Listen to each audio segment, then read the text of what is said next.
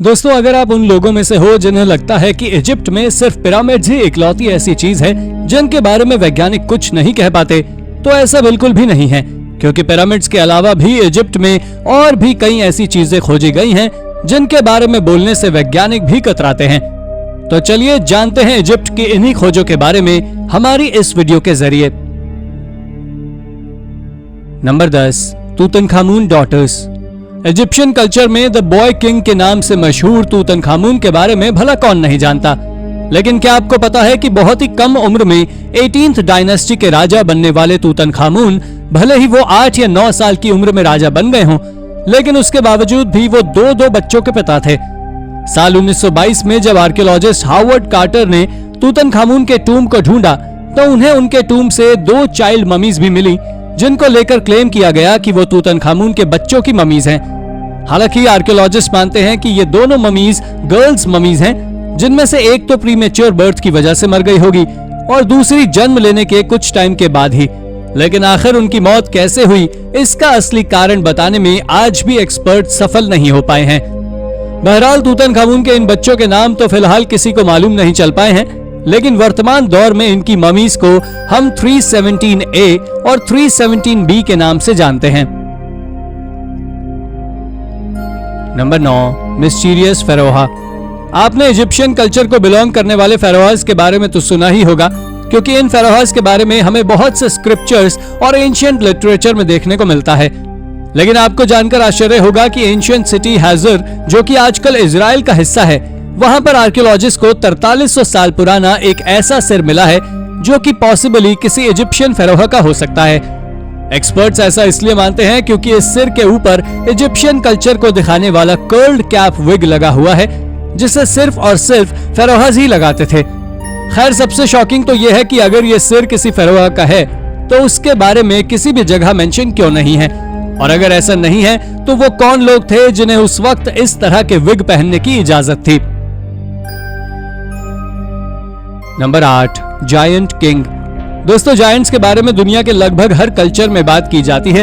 कोई कहता है कि जायंट्स बरगद के पेड़ों जितने बड़े होते हैं, तो कोई कहता है कि उनके बड़े बड़े खूंखार दांत होते हैं। लेकिन क्या आप जानते हैं कि इजिप्शियन कल्चर में 3rd डायनेस्टी के फेरोहा सनाख्त को जायंट्स के रूप में देखा जाता था। आपको जानकर हैरानी होगी कि 1901 में मिली फेरोहा सनाख्त की ममी ने सबको काफी हैरान कर दिया। ऐसा इसलिए हुआ क्योंकि इस ममी के एग्जामिनेशन के बाद मालूम चला कि फेरोहा सनाख्त की हाइट करीब 6 फीट 6 इंच थी। अब आप भले ही आज सोच रहे होंगे तो क्या हुआ, ये तो आजकल बहुत लोगों की होती है।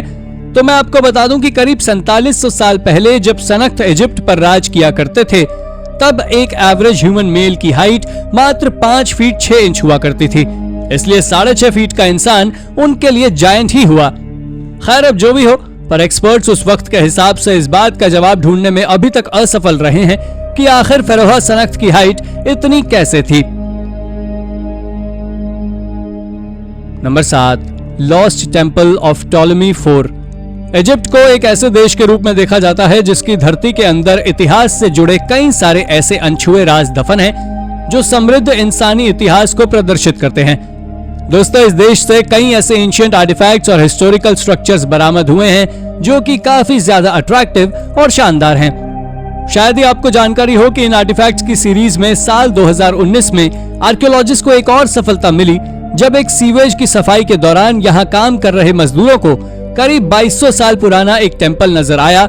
और जब इन मजदूरों ने आर्कियोलॉजिस्ट को इसकी खबर दी तो उन्होंने इधर आकर इस एंशिएंट टेम्पल का इंस्पेक्शन किया और पाया कि ये टेम्पल इजिप्शियन फेरोहा टॉलेमी IV के राइन के दौरान बनाया गया था। हालांकि टॉलेमी को बाकी फेरोहास की तुलना में उतना ज्यादा महत्व नहीं दिया जाता, लेकिन उसके बावजूद भी आर्कियोलॉजिस्ट इस बात को मानते हैं कि टॉलेमी आर्ट को काफी ज्यादा पसंद करते थे और इस टेम्पल के ऊपर मिली कार्विंग्स भी इसे बताती हैं। हालांकि एक्सपर्ट्स इस बात का जवाब आज भी ढूंढ रहे हैं कि आखिर टॉलेमी को एंशिएंट इजिप्शियन कल्चर में ज्यादा महत्व क्यों नहीं दिया जाता है। Number 6, stela of Amenisonb. आज के जमाने में आपने कब्रों के ऊपर एक स्टोन को लगा हुआ देखा होगा, जिसके ऊपर मारने वाले की याद में कुछ शब्द लिखे हुए होते हैं। लेकिन एंशिएंट जमाने में भी इसी तरह के स्टोन्स यूज किए जाते थे जिन्हें स्टेला कहा जाता था। इन स्टेलास को कब्रों के ऊपर प्लेस कर कार्विंग्स की जाती थी, जिसे ऊपर मारने वाले की इच्छा के अनुसार थॉट्स लिखे जाते थे। दोस्तों, स्टेला ऑफ एमिनोसोनिप भी ऐसे ही स्टोन्स में से एक है जो कि आज से करीब 3500 साल पुराने हैं, जिनके बारे में कहा जाता है कि इंग्लैंड के लिवरपूल स्थित गार्स्टेंग म्यूजियम में रखा ये स्टोन इजिप्शियन प्रीस्ट एमिनोसोनिप को बिलोंग करता है। आपको ये जानकर शौक लग सकता है कि इस स्टेला के ऊपर ऐसे ऐसे मंत्र लिखे हुए हैं जो कि इंडिकेट करते हैं कि किसी व्यक्ति के मरने के बाद उस तक कैसे पर्याप्त खाना और पीना पहुंचाया जा सकता है। वैसे ये बात अलग है कि कार्विंग्स प्रीस्ट एमिनोसोनिप की डेली रूटीन की तरह लगते हैं, जिसे पॉसिबली वो फॉलो करते थे और वो चाहते थे कि उनके जाने के बाद उनके स्टेला के ऊपर इन्हें लिखा जाए। अब ये मंत्र काम के थे या नहीं, इसके बारे में एक्सपर्ट्स तो शायद ही बता पाएं। Number 5, Palermo stone. दोस्तों, पालरमो स्टोन को दुनिया की सबसे पुरानी और इंपॉर्टेंट एंशिएंट हिस्ट्री बुक्स में से एक माना जाता है, और ऐसा इसलिए है क्योंकि इस स्टोन पर इजिप्ट की 5 डायनास्टीज के प्रमुख राजा और उनके राज्य के दौरान हुई इंपॉर्टेंट घटनाओं के बारे में लिखा हुआ है। दोस्तों, आपको जानकर हैरानी होगी कि ओरिजिनली इजिप्ट को बिलोंग करने वाला यह स्टोन आर्कियोलॉजिस्ट को इटली के पालरमो नाम के शहर में 1877 में मिला था। ये फैक्ट इतना ज्यादा शॉकिंग इसलिए है क्योंकि इतिहास में इस स्टोन को इटली ले जाने का कहीं भी जिक्र नहीं है, यानी कि वो यहाँ तक कैसे पहुंचा उसका कोई भी रिटन डॉक्यूमेंट ऑन रिकॉर्ड नहीं है। ये स्टोन थोड़ा सा हैरान करने वाला इसलिए भी है क्योंकि इस पर फर्स्ट डायनास्टी से लेकर 5th डायनास्टी तक के इवेंट्स को कार्व्ड किया गया है, जो कि करीब 600 साल का टाइम स्पैन होता है। इसलिए एक्सपर्ट्स इस बात में थोड़े से शक करते हैं कि क्या सच में इस पर लिखी हुई घटनाएं सही भी हैं या नहीं। हालांकि वो बात अलग है कि इस पर मेंशन कुछ घटनाएं जरूर सत्य हैं। नंबर 4, साबू डिस्क।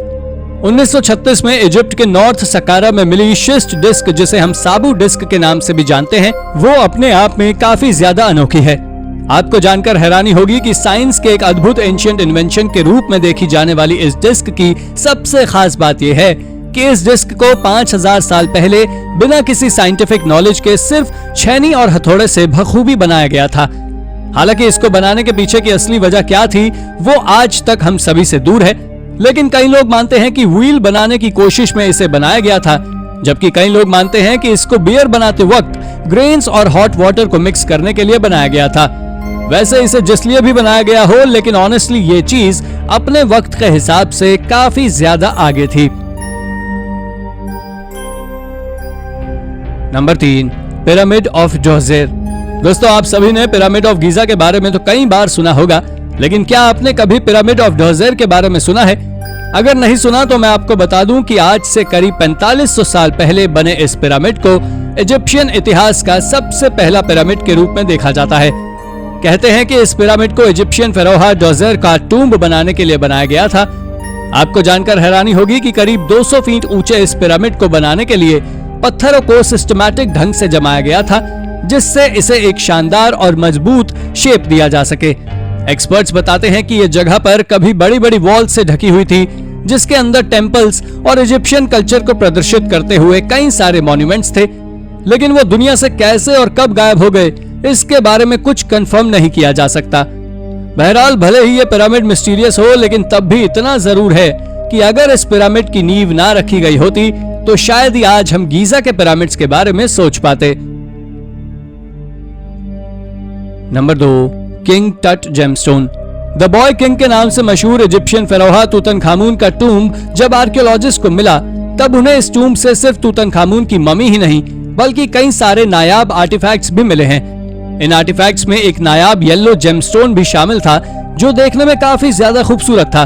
और आपको जानकर हैरानी होगी कि जब इस येलो जेमस्टोन के ऊपर रिसर्च की गई तो एक्सपर्ट्स ने बताया कि यह टुकड़ा किसी कॉमेट का है जो हजारों साल पहले सहारा डेजर्ट में टकराया था।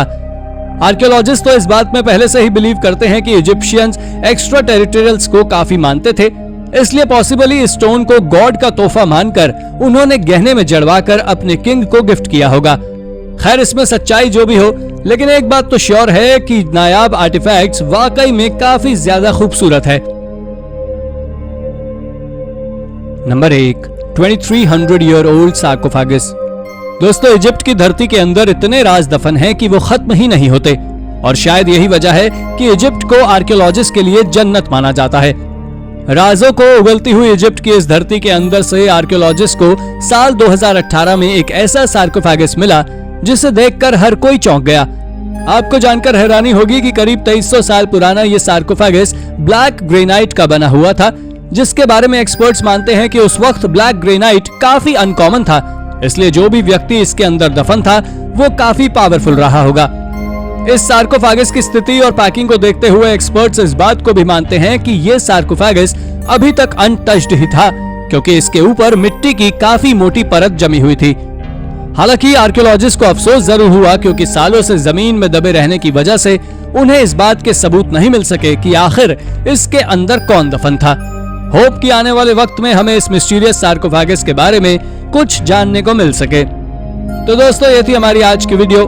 आपको हमारी ये वीडियो कैसी लगी हमें कमेंट करके जरूर बताएं, और हाँ, जाते जाते इसे लाइक और चैनल को सब्सक्राइब जरूर कर दीजिएगा। Thank you for watching.